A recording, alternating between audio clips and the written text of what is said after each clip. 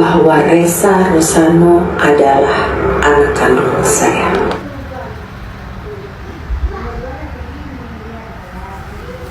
Jeng jeng jeng. Jeng jeng jeng jeng.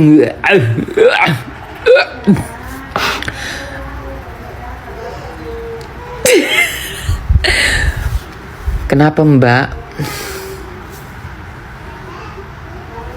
Mbak kenapa? Takut diboikot ya? Takut miskin? Takut gak ada duit ya? Tidak ada manusia di dunia yang gak takut miskin. Tapi cara Mbak dari awal salah.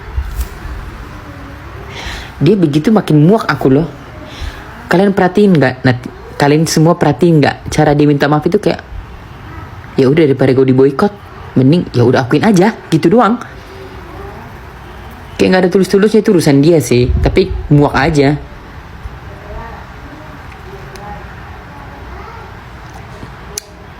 Takut banget Mbak.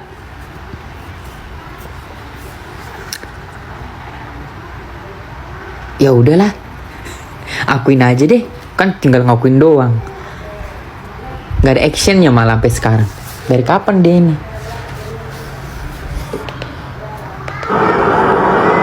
Dan saya betul-betul minta maaf kepada Resa. Kayak ketekan anjir, sumpah. Ketekan mukanya nah.